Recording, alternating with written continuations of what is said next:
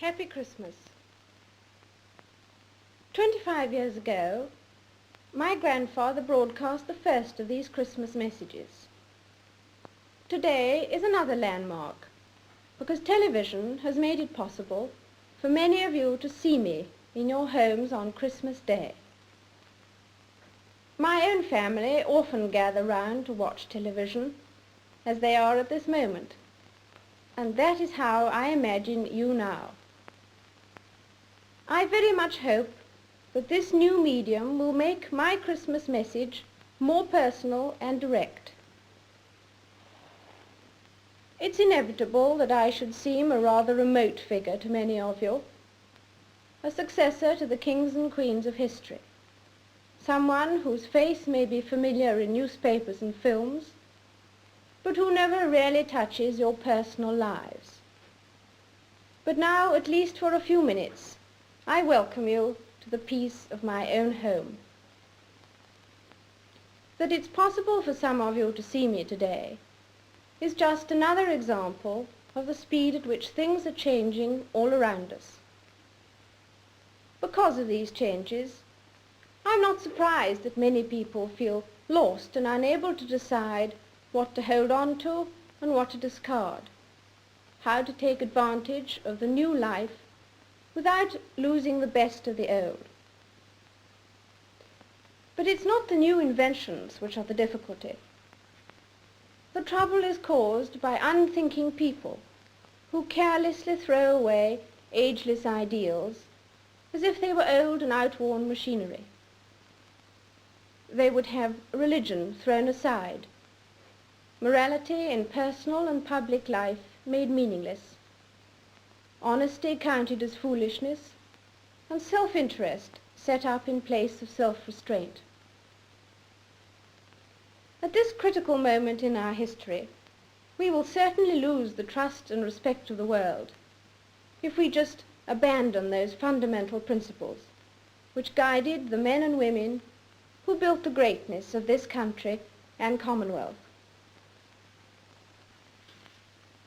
Today, we need a special kind of courage, not the kind needed in battle, but a kind which makes us stand up for everything that we know is right, everything that is true and honest.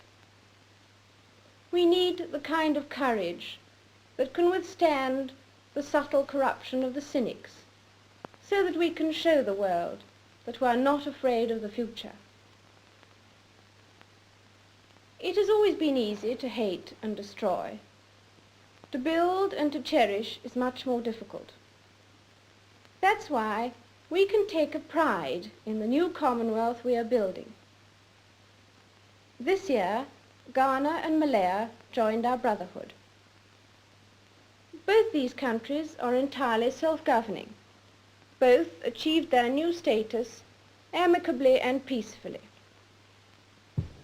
This advance is a wonderful tribute to the efforts of men of goodwill who have worked together as friends. And I welcome these two countries with all my heart.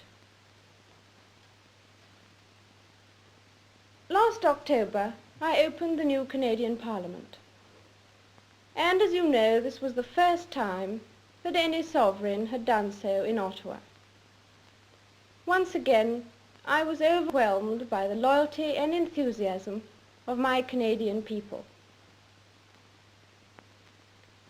Also during 1957, my husband and I paid visits to Portugal, France, Denmark, and the United States of America.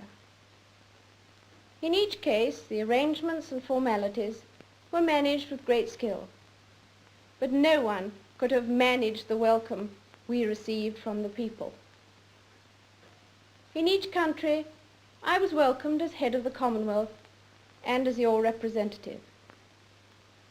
These nations are our friends, largely because we've always tried to do our best to be honest and kindly, and because we have tried to stand up for what we believe to be right.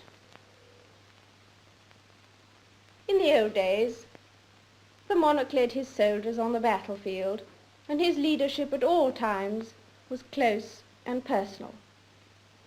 Today things are very different. I cannot lead you into battle.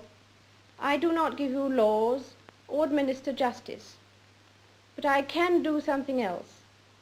I can give you my heart and my devotion to these old islands and to all the peoples of our brotherhood of nations. I believe in our qualities and in our strength. I believe that together we can set an example to the world which will encourage upright people everywhere. I would like to read you a few lines from Pilgrim's Progress, because I'm sure we can say, with Mr. Valiant for truth, these words: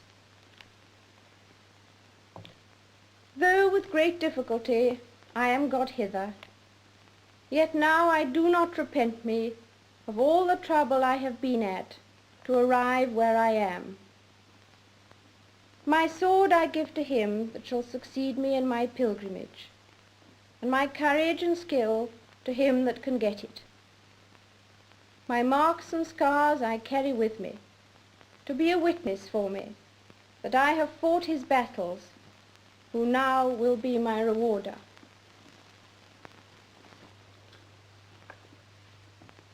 I hope that 1958 may bring you God's blessing and all the things you long for.